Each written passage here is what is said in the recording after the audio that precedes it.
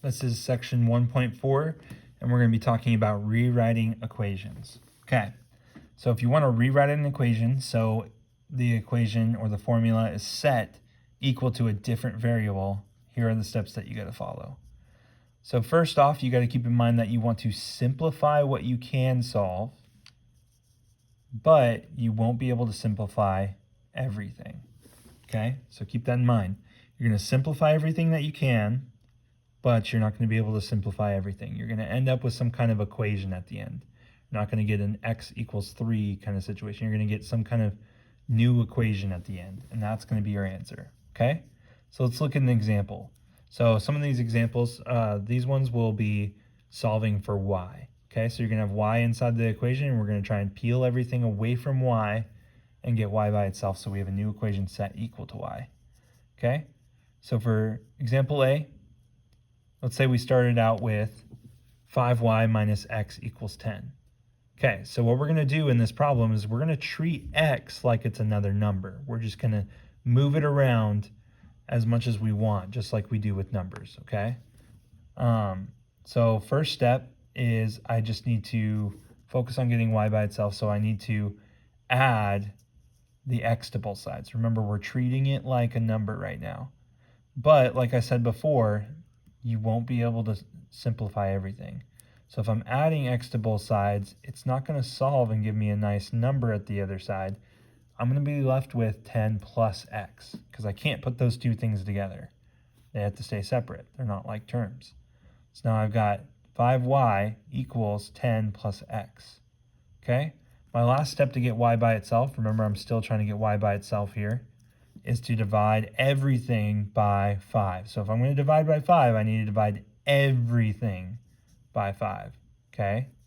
Divide everything by 5. So that means I need to divide this by 5, which is going to cancel out these two 5s and leave me with just a y. 10 divided by 5 leaves me with 2. And then x divided by 5, I can't really do that. So I got to leave it as x divided by 5, or in other words, x over 5, right? And so this is what my new equation ends up looking like. This is as simple as it gets. I can't simplify everything on this side because of this x. This x is in the way. And because of that, this is actually my answer. So check that you've simplified everything you can. Notice that there's no like terms, right? We have no like terms, nothing that can be added or divided or multiplied together, right? Since we have a variable in the way, this is our final answer. Make sense? Okay. Let's move on to example B. Okay, same steps.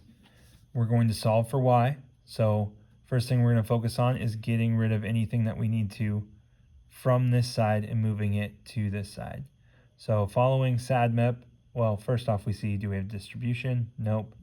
Do we have like terms? No like terms. Notice that x and y are two different variables, so no like terms here. So now I'm going to subtract 4x from both sides. And we're treating 4x like it's just a one big number, right? One big block or one big number together. So we're going to subtract 4x from both sides. Like I said before, you can't simplify that. 1 minus 4x, that doesn't simplify. There's no x next to the 1, so there's no like terms there. So now I have negative 4y. I'm going to divide by negative 4y. Remember, we divide everything by negative 4, okay? Or I said negative 4y earlier, but it's just negative 4. So we're dividing everything by negative 4, which should give me a y by itself on this side. 1 divided by negative 4 gives me negative 1/4.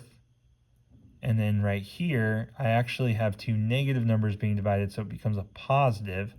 The 4's cancel out, so I'm just left with x. Okay? And that's the final answer. So I want you to go ahead and do page 28, numbers 4 through 6 all. So you attempt those. I'll give you a second. I'll pause. You can pause the video right here, but we're going to keep going in the same video. So go ahead and pause and then come back. All right, let's do it. So looking at number 4, what we want to do is we want to try and get the b by itself. So we need to remove everything from the b. The only thing attached to the b that I don't want is this h. These two things are multiplying together, so I'm going to divide by h. Okay, which means my new equation ends up being B is equal to A divided by H. And that's my final answer, right? The whole goal was to get B by itself, and I did that. So now the problem's done. All right, same thing for number 5. Remember the rule that when you're dividing by stuff, you don't have to do them one at a time. You don't have to divide by R and then divide by T. You can divide by R and T. You can kind of group them up and divide by both of them at the same time, which means my final answer is P is equal to I over RT. And that's my final answer. Right? The whole goal is to just get one of the variables by itself.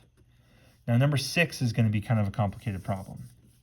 To do number 6, I'm going to go ahead and kind of hide everything else so we can just focus on this. Okay, so the goal is to get H by itself. So in order to get H by itself, I have to look at what layers I can get rid of first. So is there any subtraction I can do that will help clear this up a little bit? Yeah, there is. I could subtract. Remember, this is an entire block together. So I could actually subtract both sides by 2 pi r squared. So I'm going to go ahead and do that. This kind of acts as one giant block, right? If I knew what r was, I could solve this, multiply it by pi, multiply it by -2, and I would have a solid number right here. But the fact that I don't know what r is kind of leaves these things separate from each other, right? However, they still move as a block because they're all multiplying together. So they're kind of all one moving piece. So now this becomes S, and I'm kind of putting lines on S so I don't get confused with the 5, minus 2 pi r squared is now equal to, well, all this just canceled. So I just have 2 pi r times h. Now remember, I'm trying to get h by itself, okay? So once again, we're going to divide, and we're going to divide everything by the 2 pi r, okay?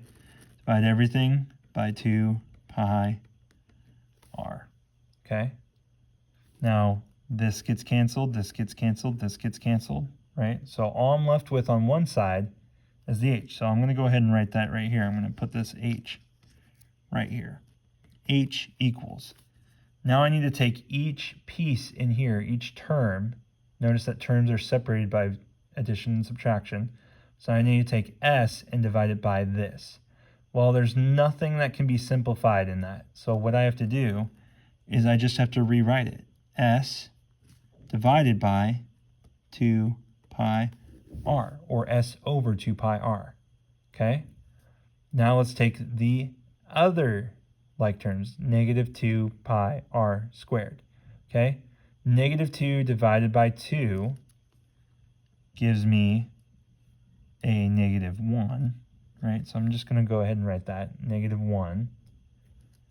Pi divided by pi cancels each other, so there's no more pi, right? I don't want to cross it out entirely because I need this to recognize that this pi still belongs over here, right? But in your brain, you can kind of cancel these two out. Now, if I have r squared divided by r, what is r squared divided by r? Well, if I have two r's being multiplied, which is what r squared is, and I'm dividing out one of them, that leaves me with just one r, right? And so if I were to rewrite this in its simplest form,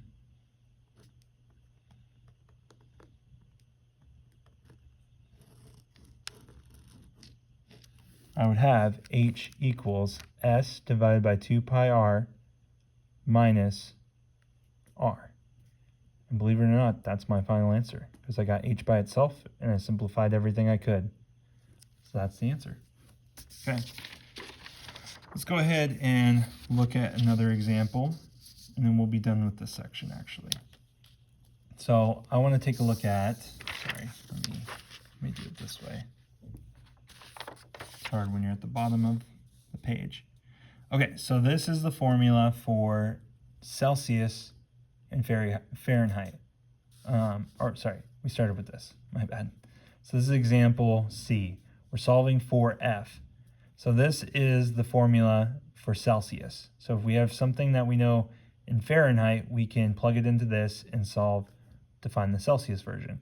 Well, what if I want to create an equation that actually tells me the Fahrenheit if I know the Celsius? So I want to plug in for C instead. Well, what I'm going to do is I'm going to get F by itself, so I can have that formula instead. So we're going to distribute. When we distribute, this is what we get right here. Okay. We still need to get F by itself, so I'm going to add the 160 over 9 to both sides. That gives me C plus 160 over 9, right, equals 5/9 F. And now to get rid of the 5/9, I need to multiply by 9/5. So I'm going to do that to both sides. And notice when I do that to both sides, I now have to distribute this into each piece. Because remember, when you multiply something by one side, you have to multiply everything on the other side. Not just one thing, not just the C. You're going to multiply this by the 9/5 as well. Okay? So that gives me 9/5 C plus 32 equals F.